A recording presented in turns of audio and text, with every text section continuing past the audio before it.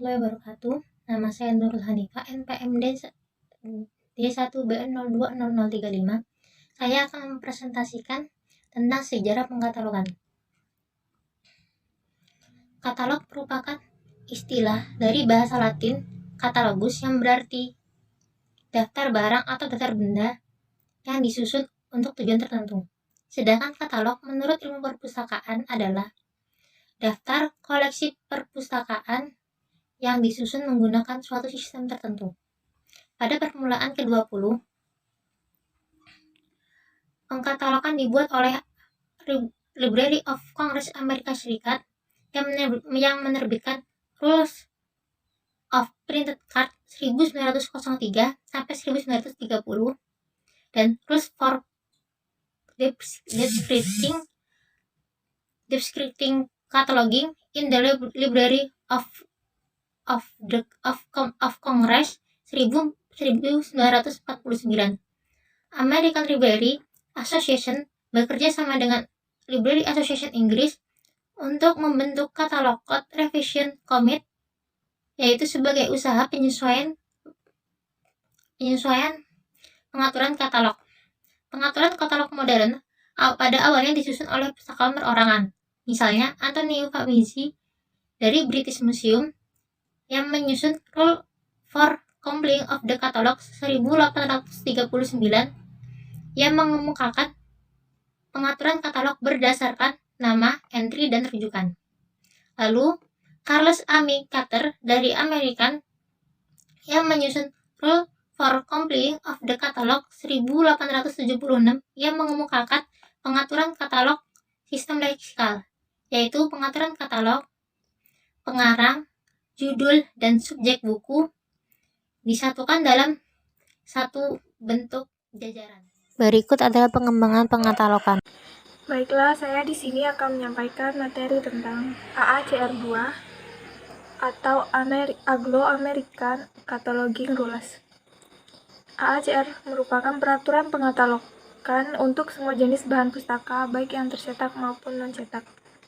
AACR2 terbit pertama kali pada tahun 1967, dikenal dengan AACR1. Selain itu, AACR2 juga sudah diadaptasi dan diterjemahkan ke 24 negara di dunia. Perpustakaan Nasional telah mengadaptasi AACR2. Hal tersebut ditandai dengan adanya Peraturan Katalogisasi Indonesia edisi pertama yang terbit pada tahun 1980 dan edisi keempat terbit tahun 1992.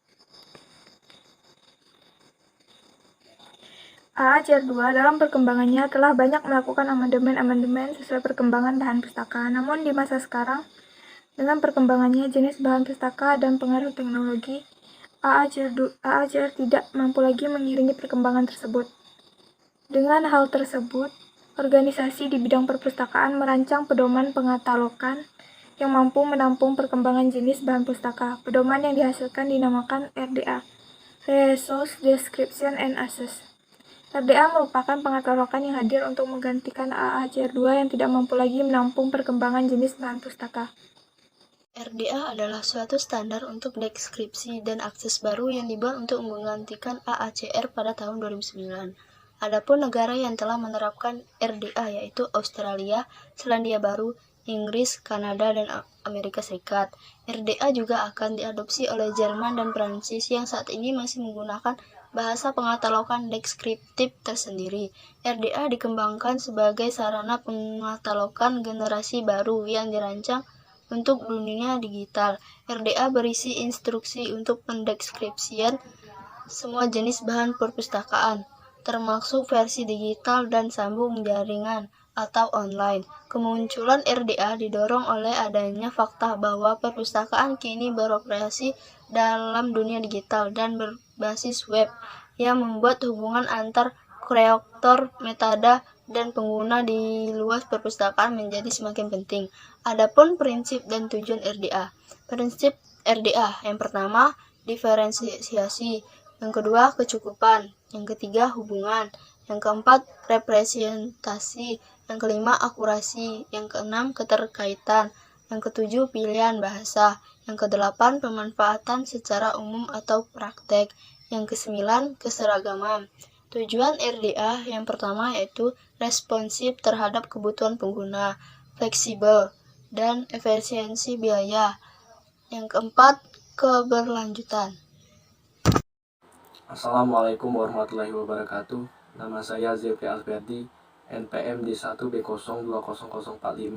Saya akan mempresentasikan hasil peta konsep dari kelompok 3, yaitu perbedaan-perbedaan antara AACR2 dan RDA. Adapun perbedaan-perbedaan AACR2 dan RDA antara lain yaitu yang pertama, AACR2 masih terbit dalam versi cetak, sedangkan RDA terbit dalam bentuk cetak dan sambung jaring. Yang kedua, AACR2 dibagi berdasarkan bahan perpustakaan, sedangkan RDA sudah netral, tidak berdasarkan jenis bahan perpustakaan lagi. Yang ketiga, AACR2 tingkatan deskripsi, sedangkan RDA tidak menggunakan tingkatan deskripsi lagi. AACR2 masih menggunakan GMD atau pernyataan bahan umum, sedangkan RDA tidak menggunakan GMD lagi, melainkan dikembangkan berdasarkan konteks tipe, media tipe, dan karir tipe. AACR2 bisa disingkat, sedangkan RDA singkatan tidak dipergunakan lagi, kecuali CM, karena CM merupakan simbol dari matematika. AACR2 masih menggunakan Rule of Three atau aturan 3 nama, sedangkan RDA tidak menggunakan itu lagi. AACR2 masih menggunakan entry utama, sedangkan ARD titik akses pengarang. AACR2 deskripsi berdasarkan ISBD, sedangkan RDA deskripsi berdasarkan core I. Recording format atau format pengkodean dibagi menjadi 4. Yang pertama, MARC. Pengguna MARC selalu berpasangan dengan penggunaan standar pengkatalogan. Misalnya Anglo-American Cataloging Rules versi 2 atau AACR2, International Standard Description atau ISBD, Holding Statement Summary Level atau ISO, dan sebagainya. Setiap data pengkatalogan dalam format MARC selalu terlebih dahulu ditetapkan dengan mengikuti peraturan AACR2. Dengan kata lain, AACR2 mengatur isi data, sedangkan MARC menjadi wadah yang menampung isi data tersebut. Jika dua sistem menggunakan format MARC, maka isi data di kedua sistem tersebut dapat saling dipertukarkan. Prinsipnya sesederhana itu, tetapi dalam praktiknya, MARC adalah kegiatan membuat kode yang sangat rinci. Machine Readable Cataloging, biasa disebut MARC, merupakan sebuah implementasi dari pengembangan katalog dalam bentuk elektronik. MARC lahir pada pertengahan tahun 1960 dan diprakarsai oleh Henry Ephraim dari Library of Congress. MARC pada dasarnya merupakan sekumpulan format data yang memungkinkan pertukaran katalog atau bentuk-bentuk data lainnya yang terkait antar sistem perpustakaan yang menggunakan perangkat elektronik berupa komputer. Penyimpanan data dalam format MARC biasanya berupa file binary yang kemudian masing-masing file disatukan menjadi sebuah bentuk kesatuan yang utuh. Standar deskripsi pada MARC merujuk pada aturan AACR2 dan ISBD. Standar metadata Dublin Core merupakan elemen sederhana namun efektif untuk menggambarkan berbagai sumber daya jaringan. Standar Dublin Core mencakup 2 tingkatan, yaitu tingkatan sederhana dan tingkatan berkualitas. Dublin Core sederhana terdapat 15 unsur dan Dublin core berkualitas mencakup 3 unsur tambahan, yaitu audience, province, and rights holder, serta terdapat kelompok penyempurnaan unsur disebut kualifikasi yang memperbaiki elemen semantik dalam cara-cara yang berguna dalam menemukan sumber daya baru.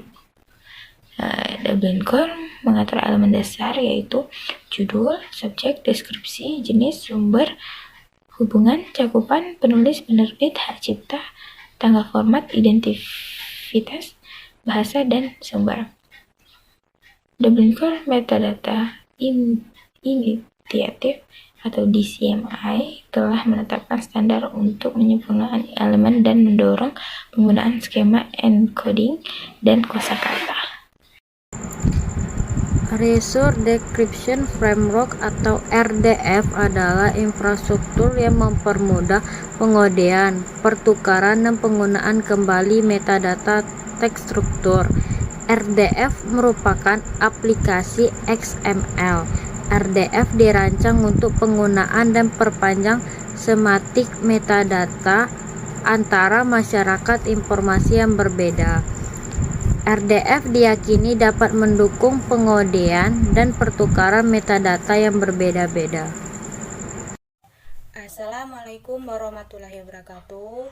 Perkenalkan, nama saya Dara Oka Himalaya dengan NPM D1B020053, Prodi Ilmu Perpustakaan dan Sains Informasi, Fakultas Ilmu Sosial dan Ilmu Politik. Baiklah, di sini saya akan mempresentasikan tentang MODS.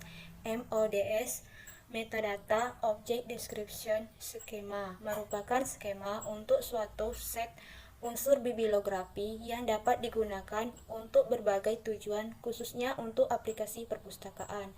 Standar tersebut dikelola oleh Network Development and MARC Standards Office dari Library of Congress, dibantu oleh para bidang pengawas bibliografi serta berbagai masukan dari para penggunanya.